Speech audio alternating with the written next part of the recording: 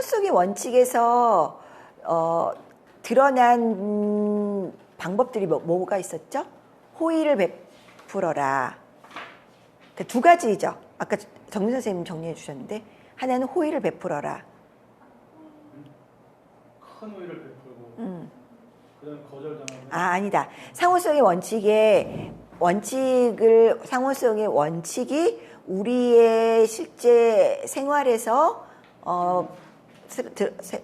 보여지는 양상은 두 가지다. 하나는 말 그대로 호의를 베푸는 것을 통해서 내가 호의를 받았으니까 나도 무언가 그에 상응하는 보답을 해야지. 이건 굉장히 건강한 거잖아요. 우리의 영혼의 본능에 충실한. 우리는 이미 무언가 그 사람한테 호의를 받기 전에 우리는 무언가 서로에게 주고받아야 할 빛이 있는 상태야. 근데 이건 굉장히 건강한 상황인데, 또 하나는 사람들은 이런 심리가 있어. 뭔가 이렇게 부채감이란 부분을 자극을 했을 때 그 불편한 이 부채감을 털어버리기 위해서 그에 상응하는 행동이 쉽게 이루어질 수 있는, 그러니까 이 부채감이 있으니까, 부채감을 털어버리고자 양보를 하던 아니면 그 사람이 원하는 물건을 사주던 무언가 그렇게 하고 싶어 하는 경향성이 있어. 그래서 호의를 통해서 요런 어떤 상호성의 원칙의 특성이, 하나는 호의적 어떤 상호관계로 나타나고, 또 하나는 이게 목적의식적인 설득을 이루기 위한 어떤 방법으로 쓰일 수도 있다. 호의로도 순수한 호의의 어떤 상황들로 연출이 되기도 하고, 상대방을 목적의식적으로 이용하려는 부분으로 상호성의 원칙이 발현되어질 수도 있다. 이렇게 보고 있거든요. 그럼 이제 상호성의 원칙은 사실 받았으니까 돌려준다는, 이게 호의라고 표현을 하고 있지만은, 받았으면은 돌려줘야 된다는 이런 가장 우리의 내재되어 있는 선순환의 부채감의 한 가지, 그리고 또 하나는 이것을 활용한 목적의식적인 자연스러운 부분들이 아니라 목적의식적인 활용의 방편, 이렇게 들어갈 수가 있죠. 근데 목적의식적으로 활용을 한다고 하더라도 이게 어떤 목적을 가지고 어떻게 활용하느냐에 따라서 꼭 나쁘다고 결론 내릴 필요는 없다는 거예요. 그런데 이제 이 상호성의 원칙이 하나는 호의와 하나는 양보라는 형태로 또 이렇게 그게 어떤 행해지는 그런 방법들, 호의로서 시작이 되는 경우와 상호성의 원칙이 시작되는 발현점이 호의로 시작되는 경우와 양보로 시작되는 경우 두 가지가 있다. 근데 양보로 상호성의 원칙이 발현될 때는 양보 안에는 대조의 원리가 안에 내포되어 있다. 그렇죠? 내가 하나를 양보했으니까 너도 이거를 너는 들어줘야 돼. 이거 두 가지가 같이 상정이 되잖아요. 양보라는 거는 내가 너한테 호의를 베풀게, 그러면 호의는 한 가지로 일방통행으로 가지만, 양보라는 것은 두 가지를 항상 상정하게 되는 거잖아요. 내가 요거를 뺄게, 너는 이거를 해줘. 그럼 이거 두 가지가 대조를 하면서, 그래도 그래, 저 사람이 더 큰 거를 했으니까 나는 작은 걸 해줘야지, 이렇게 간다든가. 근데 이제 아까 이야기한 거는 이 양보와 대조의 원리를 잘 활용하려면 처음에는 거절을 유도를 하라. 그래서 이미 내가 한 가지를 내어주는 꼴이 되니까 그 다음에 너도 너의 요구를 들어주면서 너도 나한테 한 발짝 내어달라. 이렇게 들어가는 것이 굉장히 유리하다라고 했는데, 지금 찬종님이 작은 걸 여러 개 한 다음에 더 큰 거를 그 다음에 얘기하면 이것도 되지 않을까요? 라고 얘기했잖아요. 꼭 처음에 큰 걸 얘기하고 작은 것만이 아니라 작은 걸 여러 개 얘기한 다음에 큰 거가 되어질 수도 있지 않을까요? 되어질 수 있다. 그럼 그건 앞뒤가 안 맞는데 왜 되어질까요? 작은 거 여러 개가 큰 거보다 더 많은 부채감을 만들어내니까. 큰 거는 한 개고 한 번의 부탁이고, 작은 거 여러 개는 부채감을 여러 번 만들어내는 거잖아요. 그러니까 질량 자체가 이게 뭉쳐지면서 커진 거죠. 이제 교재 이제 저자일도 그 챕터 파트 2에는 이제 그런 내용은 없고요. 언급은 안 돼 있어요. 제가 읽기로는. 근데 그 찬정님 말씀하신 것처럼 작은 부탁을 하고 마지막 큰 부탁을 하면 더 들어주시지 않느냐인데, 그건 아까 말씀하신 대조의 원리 이게 이제 위배되는 문제거든요. 왜냐면 처음에 이제 물건을 구입할 때 이거 100만 원입니다 그러면 안 사는데, 같은 제품인데 이 1000만 원짜리 보여주고 100만 원짜리 100만 원짜리 살 수밖에 없는 거죠. 선택이 그러니까 대조를 통해서 선택을 유도하는 거죠.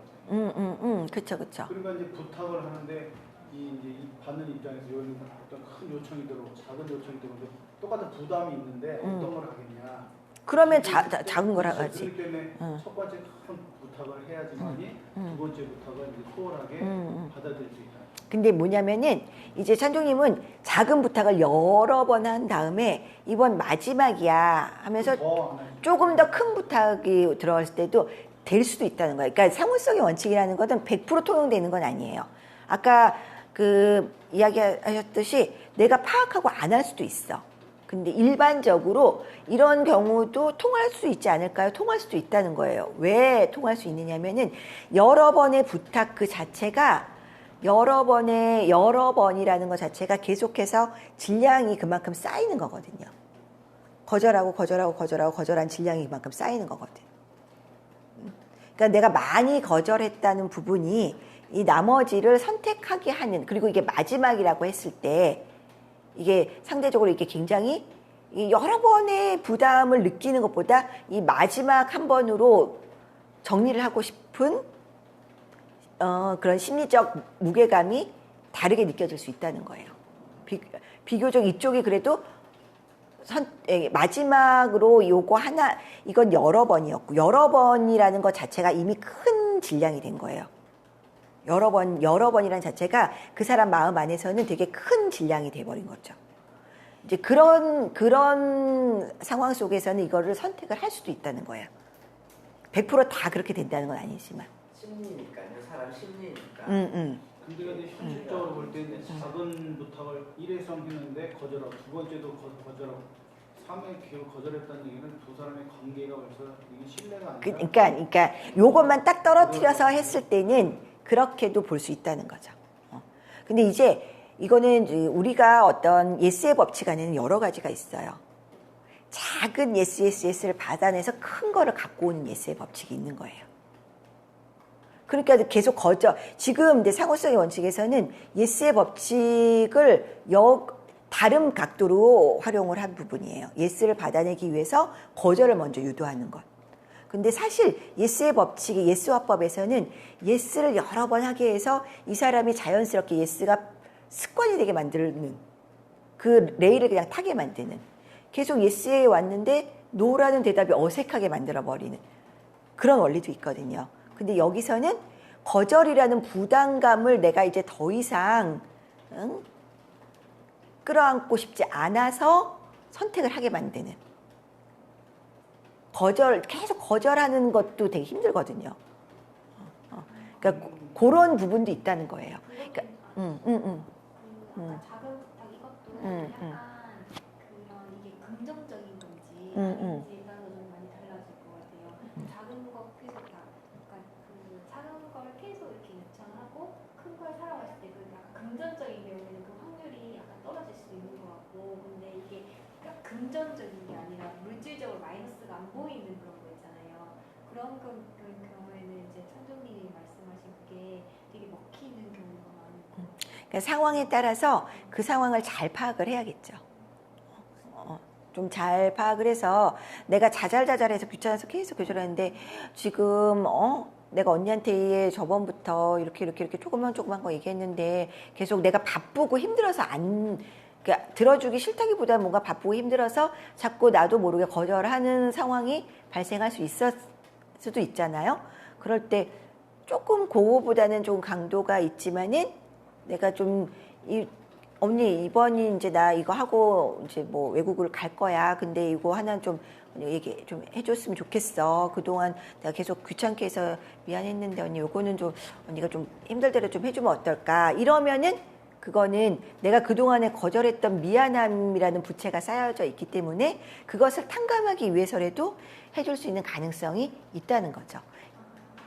긍정적인 것도 될 것 같아요. 이게 시간을 되게 넉넉히 두고 그냥 작은 걸 계속 요청하는 거죠. 계속 거절을 받은 상태인데. 그러니까 투자를 뭐 계속 이제 해라 했는데 계속 거절을 했어요. 근데 이제 마지막으로 뭐 외국으로 간다든지 되게 이 사람과 이 사람의 부탁을 들어주지 않으면 되게 연이 끊어질 것 같은 그런 압박감이나 부담감이. 그러니까 이 대조가 어떻게 되냐에 따라 다른 거죠.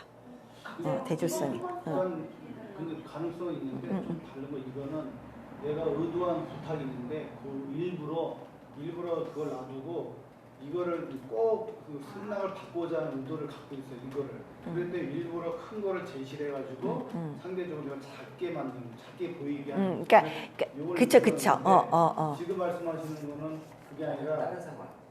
상황이 다른 거죠. 그쵸. 상황이 다른 거죠. 그건 어쩔 수 없이 이제 벌어진 상황. 그것도 이제 내가 그러니까 앞에 관정이 없이 이걸 얘기했다 그러면은 그렇게 큰 부담감으로 안 올 수 있죠. 이 부탁을 받는 입장에서는 맞아요. 계속 거절해서 사기꾼이면은 한 1년을 텀을 두고 원래 기획할 수 있는 거죠. 1억을 이제 넘기 위한 10억을 털기 위한 그런데 이게 그 상황을 만들어요. 작은 부탁을 한 1,000만 원만 이렇게 하고 나중에 그 계속 부채감을 만들어서 2, 3년 동안 그 이제 그걸 짜가지고 마지막에 이제 10억을 털어먹는. 그건 거절이 아니라 그 신뢰를 쌓아가는 거죠. 그런가? 신뢰를 쌓는 거고. 그러니까 뭔가 비교될 수 있는 어떤 상황 속에서 그 비교가 무게감이 느껴지게 한다는 부분이죠. 근데 그게 그 당장 눈앞에서 보여지는 어떤 내가 눈앞에서 바로 확인할 수 있는 비교도 있지만 마음에 이미 쌓여있는 내 부채감과 지금 나에게 오는 이 부탁과의 요 비교가 될 수도 있다는 거예요. 심리적 비교가 이게 더 가볍게 느껴질 수도 있다는 거지. 그러니까 상호성의 원칙의 그 양보와 비교, 대조의 원리가 굉장히 폭넓게 이렇게 폭넓게 적용될 수도 있다는 거예요. 그러니까 흔하지는 않은 경우고 여러 가지 상황들을 우리가 생각해 볼 수도 있는 거죠. 심리적 비교도 비교의 대조의 원리 속에 포함이 된다는 거죠. 그 눈에 보이는 부분뿐만이 아니라 눈에 보이는 것도 심리적으로 내가 이게 더 커 보이니까 하는 건데 그거는 그 시공간이 제약된 상황 속에서만이 아니라 시공간을 다 포함해서 심리적으로 이미 만들어져 있는 부분이 비교의 대상이 될 수도 있다는 거죠. 심리적으로는. 내가 지금 이 부탁을 들어주는 게 훨씬 가볍게 느껴지는. 이미 내가 가지고 있는 부채감이 있으니까. 부채감을 미리 만들어 놓은 상태니까. 양보라는 거는 지금 당장 너한테 해달라는 게 아닐 수도 있거든요. 양보는. 이번 대통령은 내가 안 나갈게. 그 다음에 이제 뭐, 예를 5년 뒤가 되는 거잖아요.